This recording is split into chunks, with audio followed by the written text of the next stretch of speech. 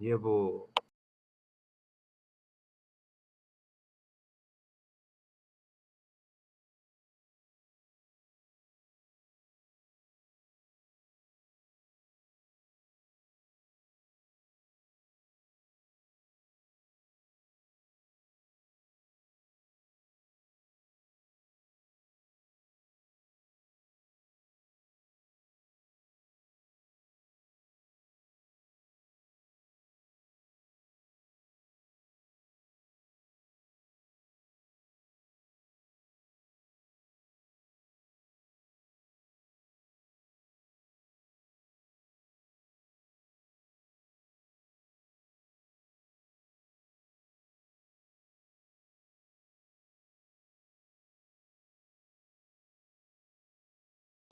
job interview skills, etc., etc.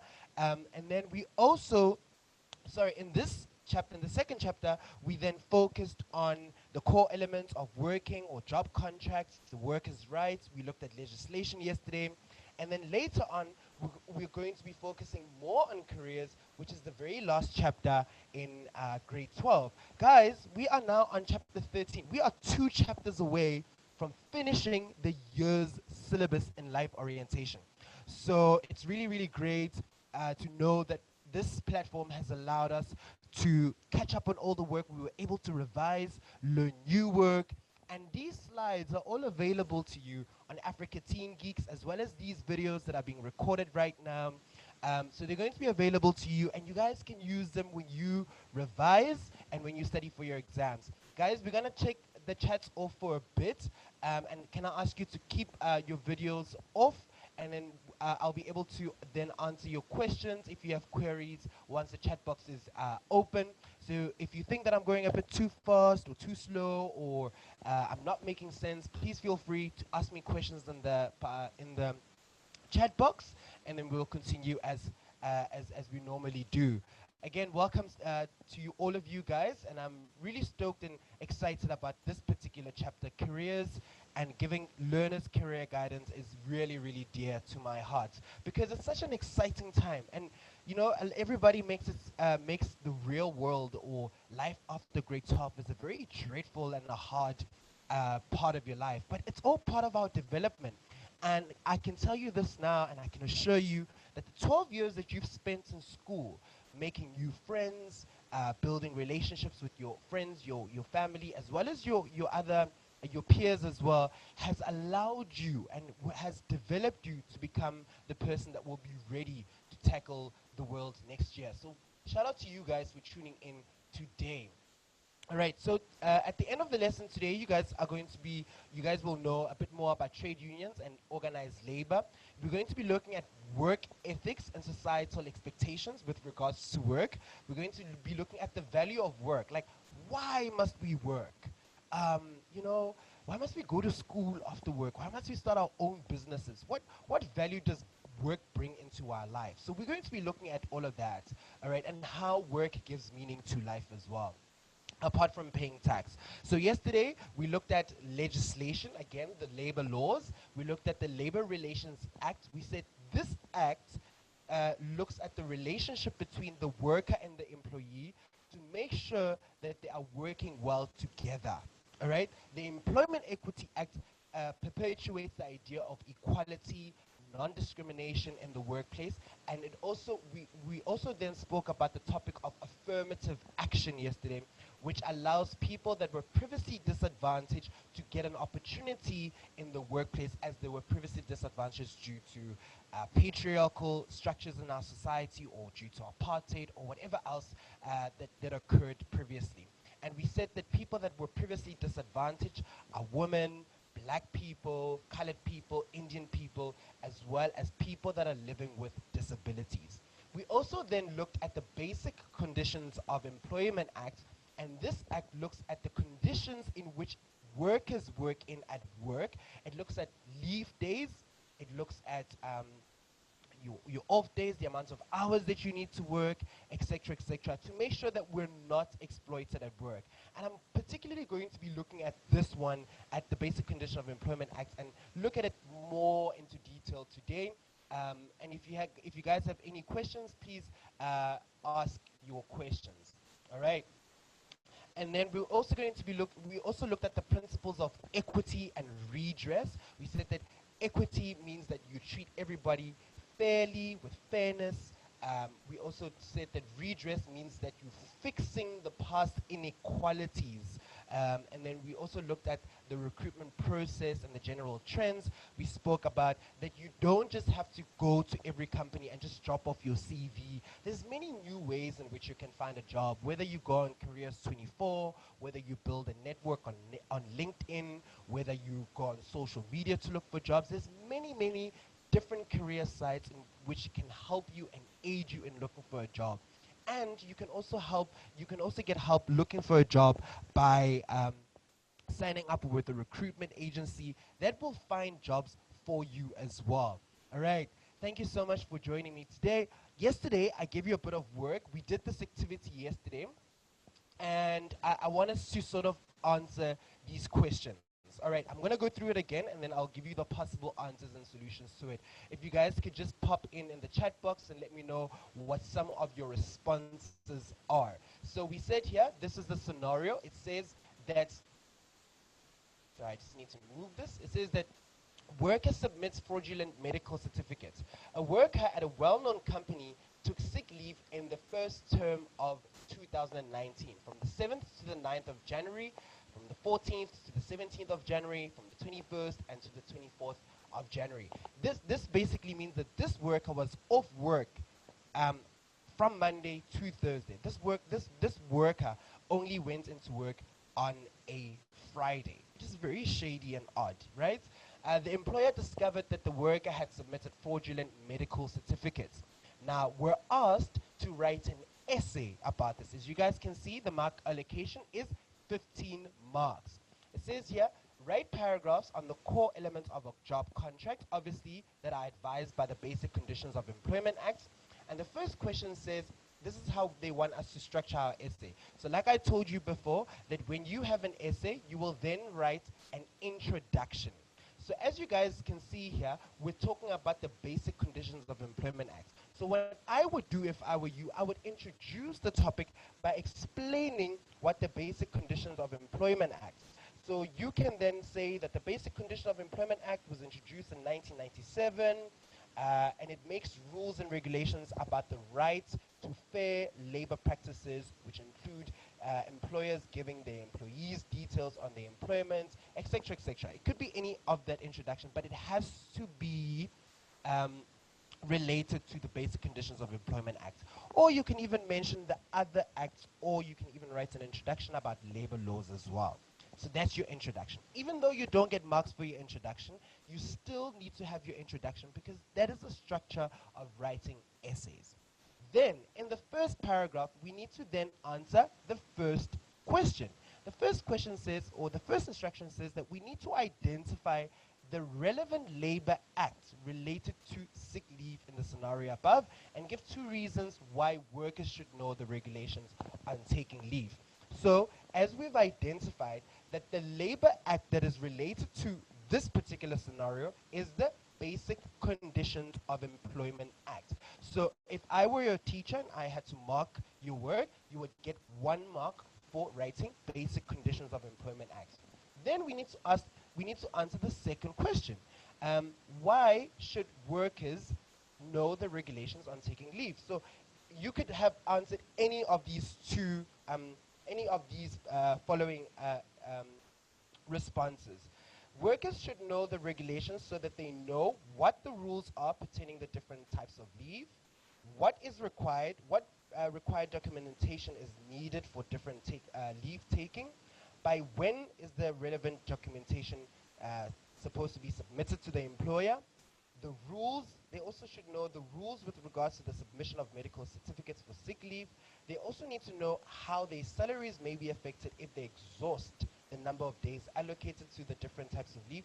So exhaust means when you exhaust your number of leave days, it means that you have overused your number of leave days. For for example, in a 3-year cycle, we're told in the Basic Condition of Employment Act that you have 30 sick leave days in a 3-year cycle. So if your cycle starts this year, it means in 2020, 2021, and in 2022, you are only allowed to fall sick 30 times for 30 days, all right? And if you use those sick leave days, then you then have to apply with your HR department for extra or special leave as well. Okay, but we'll look into that later on.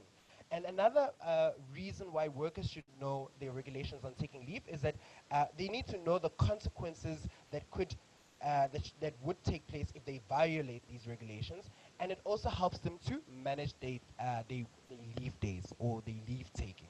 So those are just some of the possible answers in your first paragraph. The second paragraph asks, how do you think the employer came to the conclusion that the worker's medical certificates in the scenario above were fraudulent? You need to discuss 3 possible reasons, and each reason will give you 2 marks. So again, these are the possible answers that you could have answered for your second paragraph. I'm just reading from the memo that from last year's prelim memo. Like I said, this question is particularly from last year's prelim. And I remember when I marked these prelims, a lot of the learners really battled with this question because it is legislature as well. So these are the possible answers as to how the employer found out that these were fraudulent medical certificates. The worker may have tampered with the dates, the handwriting on the medical certificates, which may have raised suspicion that the medical certificates were forged. The employer, the second one could be, the employer may have been aware of previous misconducts by the worker, which may have led to closer scrutiny of the medical certificates, hence discovering the medical certificates to be fraudulent. Another one could be that the workers may have submitted medical certificates that were not issued and signed by the registered medical practitioners or doctors who were not registered by the Medical Board or Health Professional Council of South Africa, which then would imply or mean that the certificates were not authentic. Like I said, every medical certificate is supposed to have your doctor's practice number, all right? And you can search for these practice numbers as well. So don't take chances when the day you work and you want to hand in a fake medical certificates, because it is a matter of misconduct. Another response could be that there may have been a pattern of poor work attendance by the worker who have submitted fraudulent medical certificates in the past, which could have confirmed that he or she has a history of not complying with the company's policies or procedures, leading to the employer's conclusion that he or she might have falsified the medical certificates. Guys, again, your answers don't have to be in such fancy, well-structured sentences.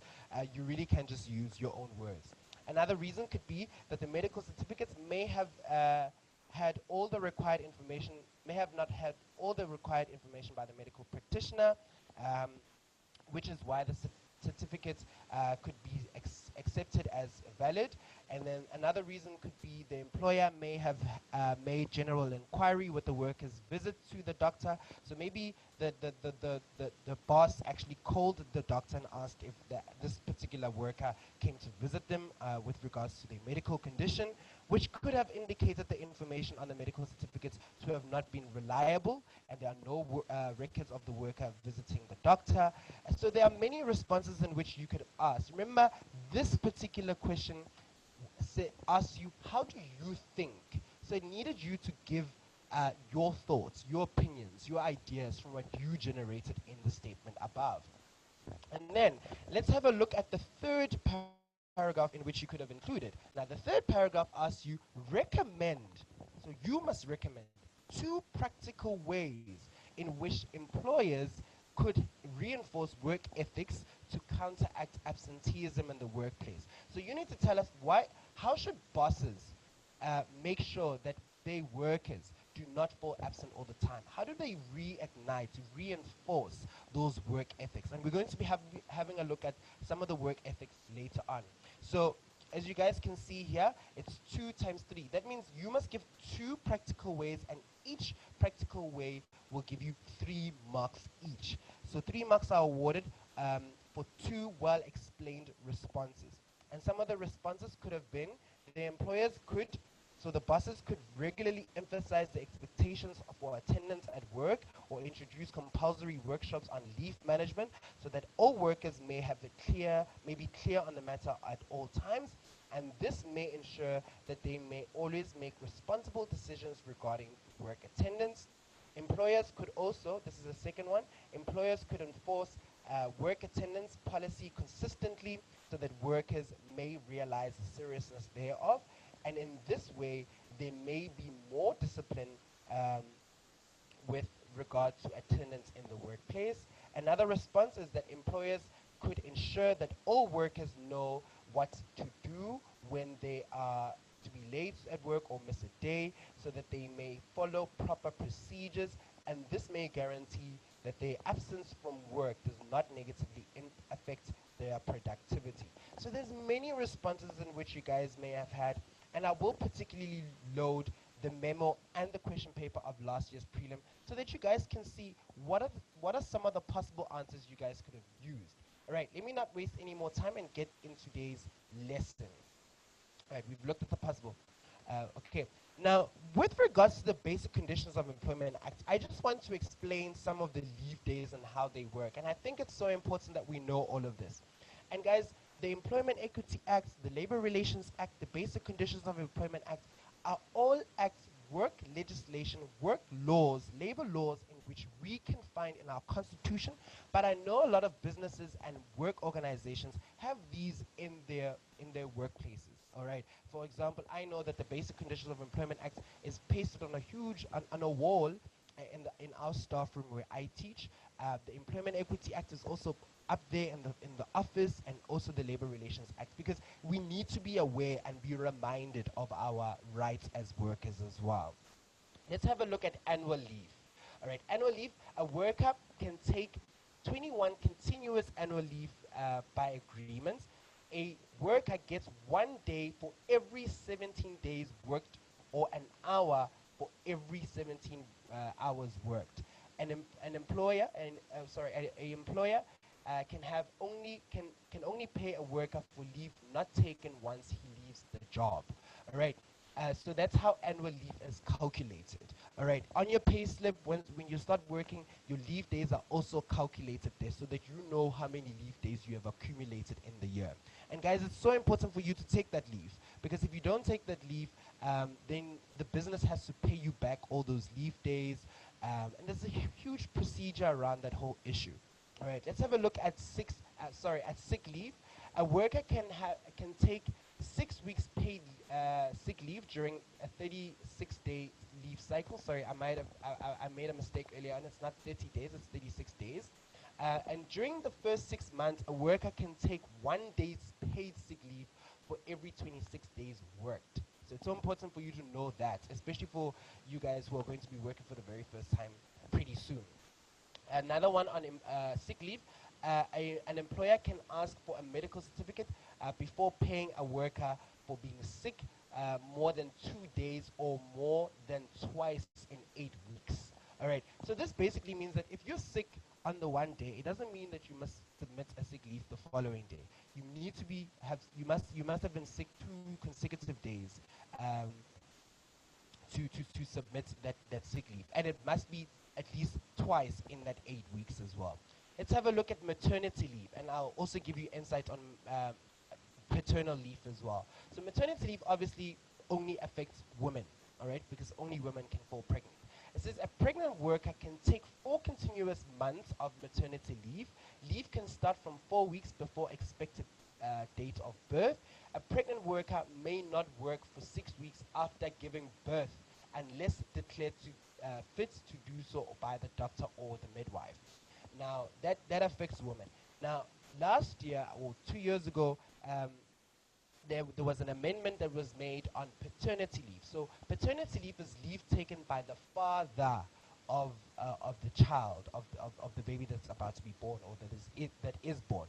So paternity leave says that it was, before they used to give dads 3 days paternity leave, right? But now they've amended it and they've changed it to 10 days paternity leave. So it's so important to also keep updated with these types of leave as well. And obviously, for people that want to adopt, or people that are homosexuals and have adopted children or got a surrogate, they also have a special amended type of leave that accommodates them as well. And then let's have a look at FRL, or Family Responsibility Leave. It says here full-time workers who are employed for longer than 4 months can take 3 days paid family responsibility leave when, if the worker or worker's child is sick or are born, death of a spouse, life partner, adoptive parents, grandparents, child, grandchild, or sibling, and then employers are entitled to proof of need to such leave. So, for example, if your mom has died, then your employer would then require a a death certificate, etc., etc. I hope that makes sense. All right. So again, I don't want to waste any more time. Let's jump straight into today's lesson, which is on trade unions and organized labor. So trade unions, like we discussed yesterday, are organizations that represent the interests of their members in the workplace. They participate in collective bargaining or negotiations with employers, for example, wage increases or improvements in the workplace conditions. So like I said, every sector, every industry in which you will work in one day will have a trade union specified to that particular industry. For example, I am a teacher, so I will then join a trade union that is specified or that is around teachers. So for example, you could join APTOSA, which is a teachers union, or you could join SATU, which I have here, which is a South African Democratic Teachers Union. And what they do is that they then sit with our employers, which is then the government or the schools, and they make sure that our salary increases are negotiated well, the way in which we work in the workplace is negotiated well. They can even be there for interviews as well to make sure that the Employment Equity Act is implemented quite well. A lot of you guys asked me via email what collective bargaining is. Collective means together or group, and then bargaining means that you are negotiating to get a bargain, to get a deal, all right? So collective bargaining means that you're negotiating with people on things such as wage increases or improvements in the workplace as well, all right? Other types of trade unions is NUM. This is NUM, which is the National Union of Mine Workers. The police force also has their own trade union. Um, Actors have their own trade union.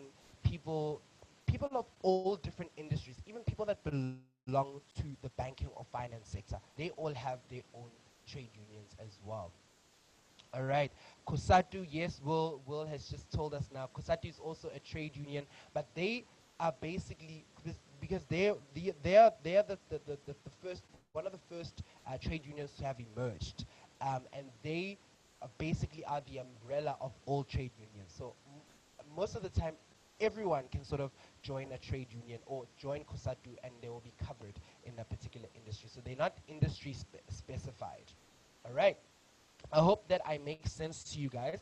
And you know, we've seen now with COVID-19, with the pandemic that we're going through now, and government coming up with all these different regulations and rules as to how people will then assimilate back into their work environment and all that stuff, and how and whether people will get paid or not get paid. We've seen how trade unions have played a major role in making sure that um, we are assimilated or accommodated or negotiated well in trade unions as well.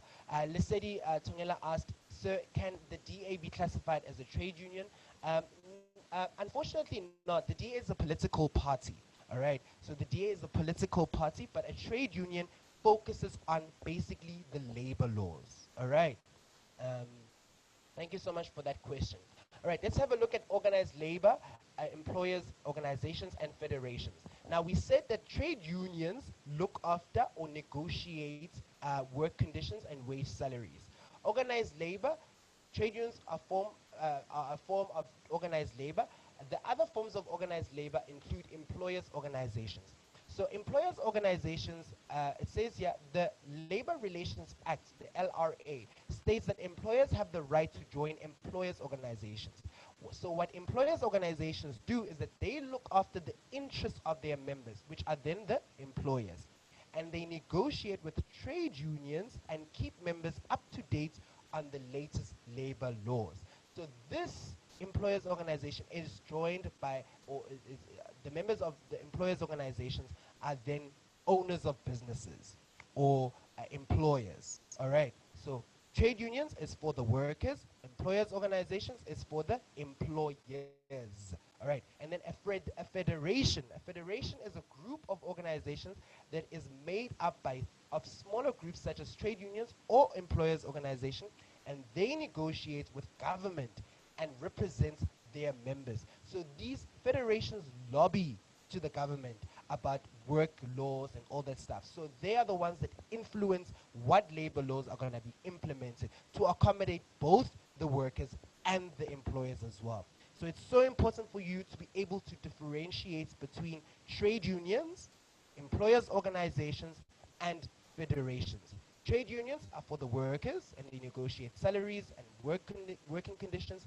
Employers organizations, they are formed by employers, the bosses, and they negotiate with trade unions and keep members up to date with the latest labor laws. And then federations is almost like a merge of both the trade unions and the employers organization, and these people help to negotiate with the government.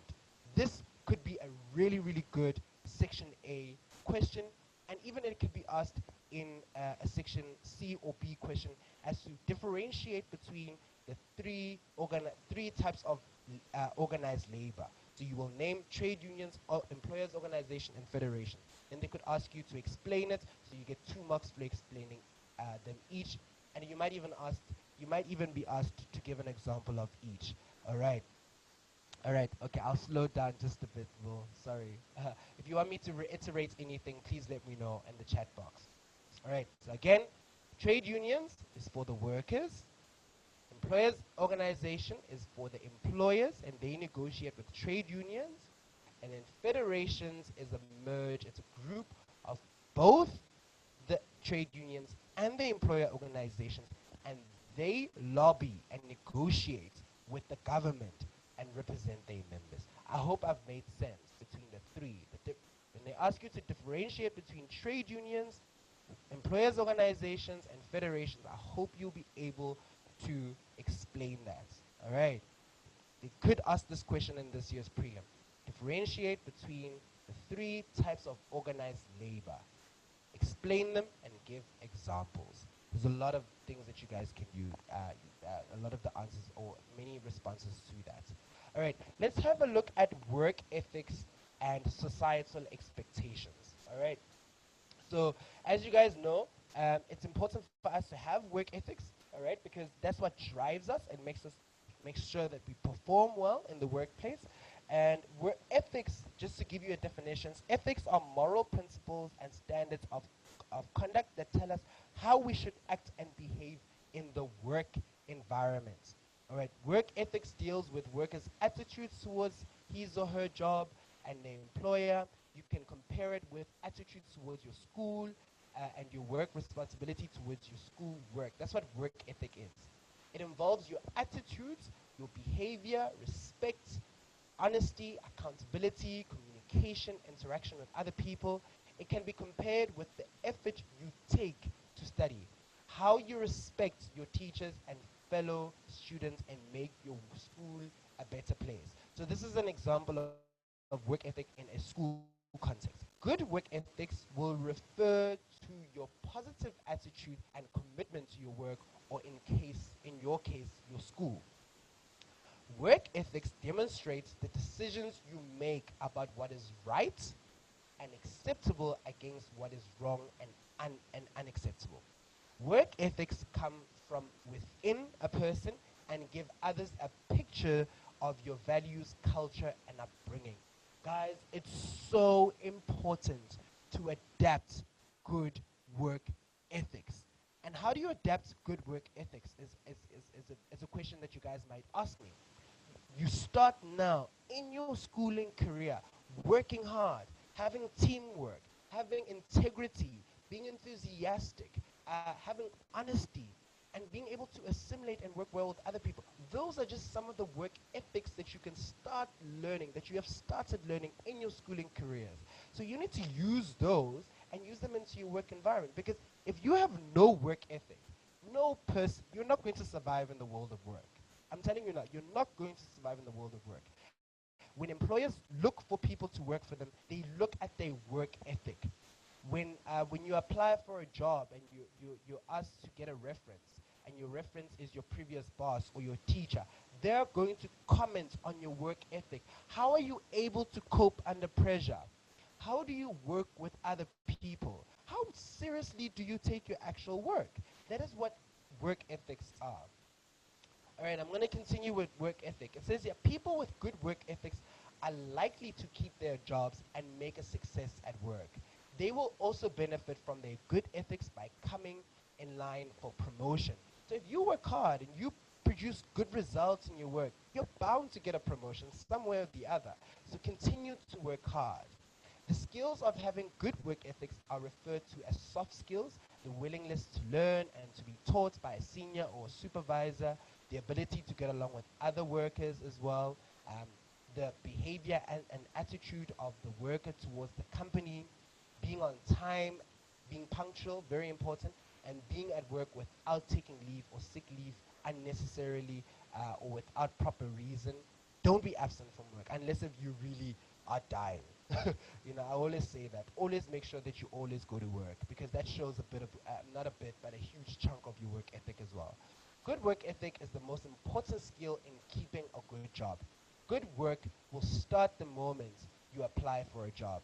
You will show this by putting in a neat, complete, and well-organized application without any mistakes. So your CV and how well it's written and your cover letter reflects your good work ethic.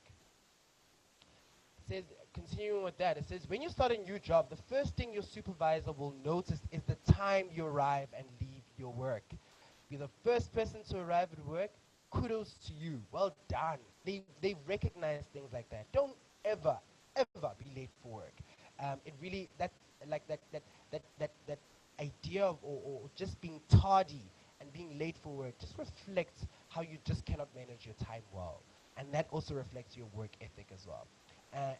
You know, if you're the first person to leave work and you don't put in the extra hours, people notice those things. But if you are able to stay there and you're able to continuously work, then that also reflects that, oh, this person actually prioritizes their work as well. All right, there's a question here.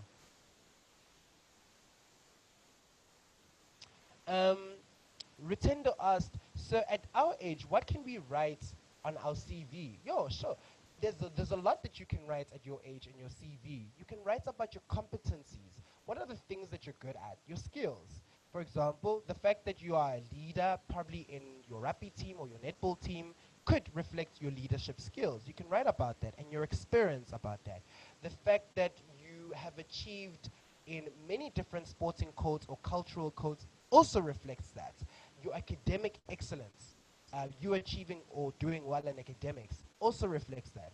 Being helpful can also be added in your CV as well. Your total experience. Remember, a CV is a background. You're giving people a background of who you are. You're trying to sell what you can bring into that company. So there's a whole lot of things that you can write in your CV as well. And I know you might think, oh, but I don't have any work experience.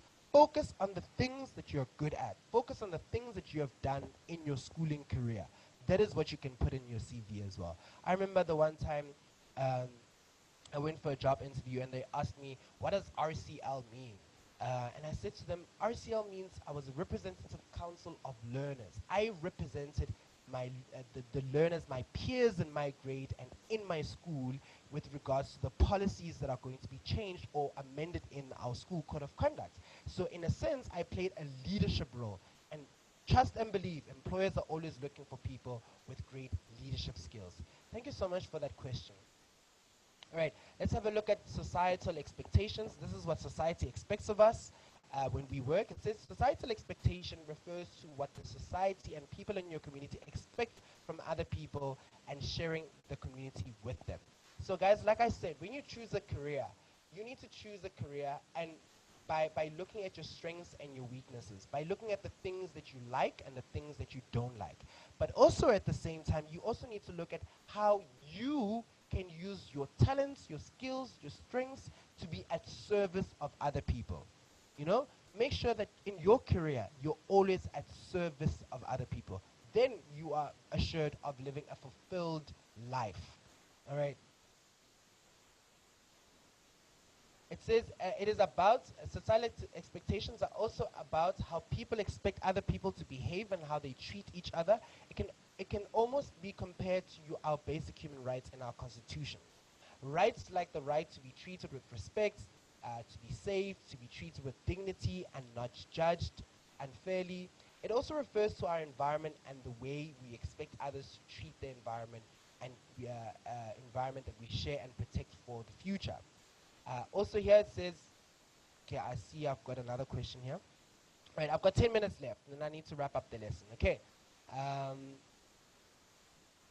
When you enter into the world of work, people in the workplace will have certain expectations of you and the way you behave. So, unfortunately, when you step into the world of work, you have to be a bit more mature.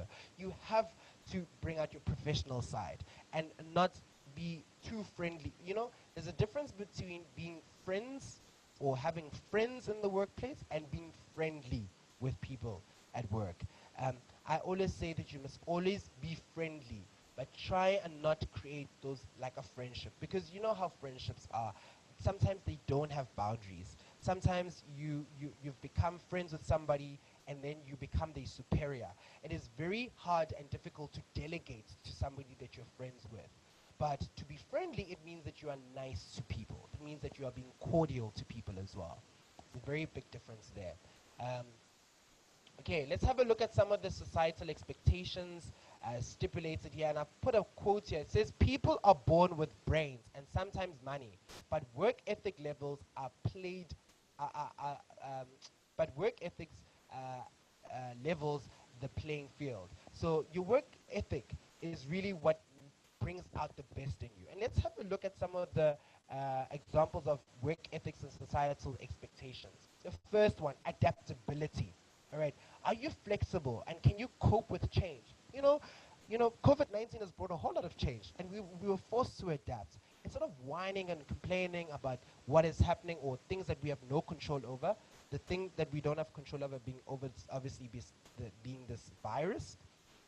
But what we have control over is, what change can we bring? Are we able to adapt to it as well? Another one is appearance, the way you dress. I always say that you need to brand yourself. The way you dress says a lot about you. All right. You need to dress appropriately for the work, for your job. Your attitude. The next one is attitude. All right. Do you have a positive attitude toward your job? Are you enthusiastic? Are you motivated? Do you enjoy your job?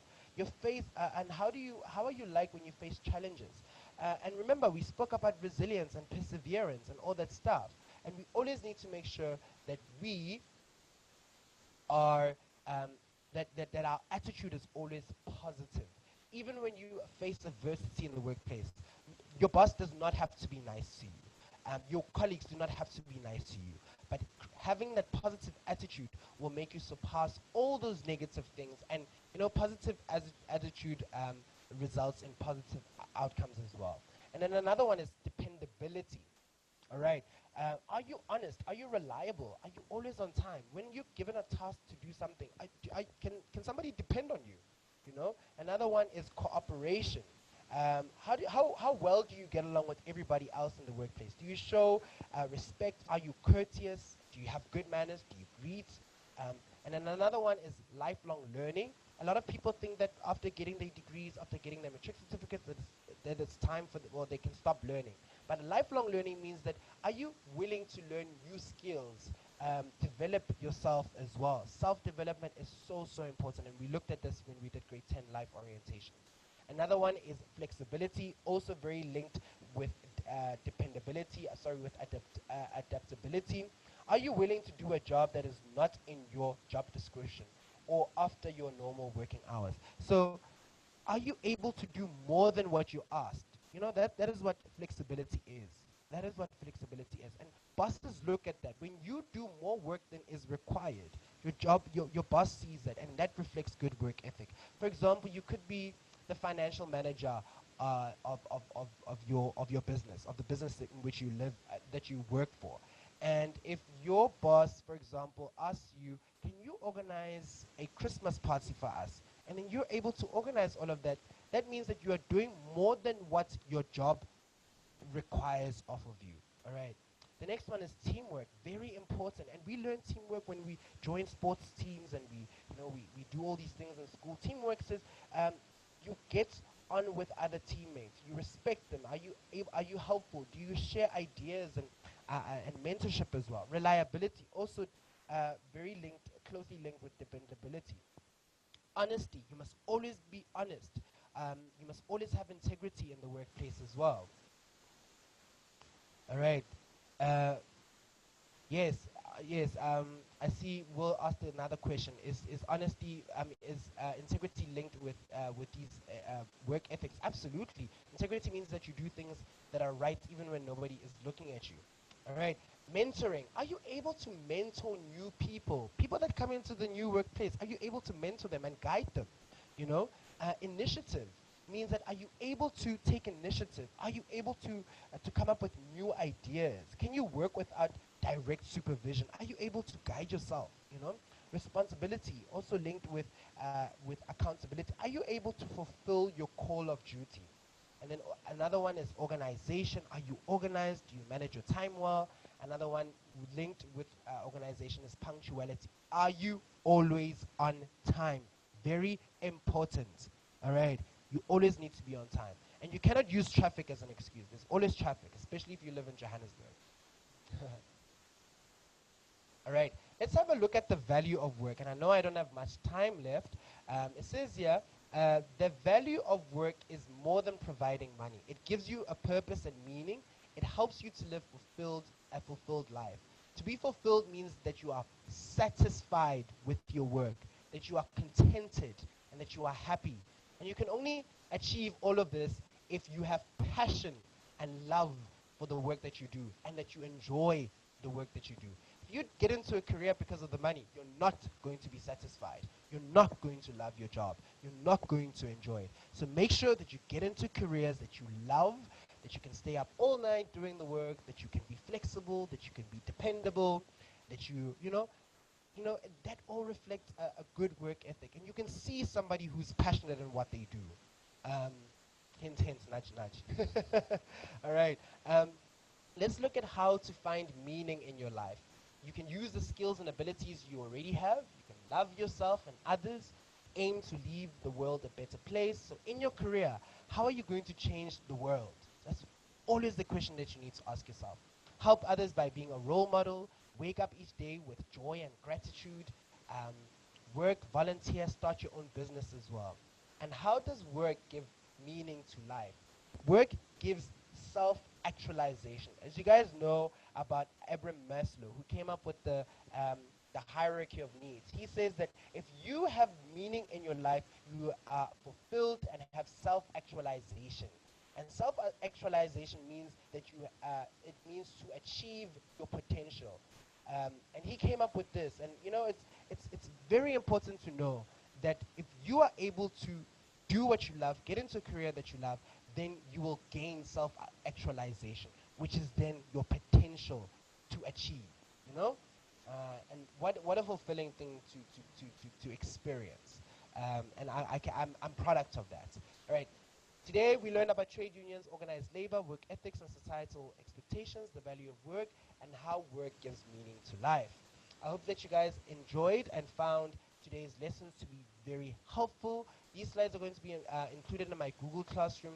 Tomorrow we're going to be revising on study skills. Very important that you join me in tomorrow's lesson um, because we're going to be refining how we can study better. And then please tag us on social media, on the different social media platforms. Email me if you have any queries, if I did not get to your questions today, and please join my Google Classroom. Thank you so much for joining me today. I will see you guys bright and early at 10 o'clock tomorrow for grade 12 life orientation. Enjoy the rest of your day, guys, and stay safe. Cheers.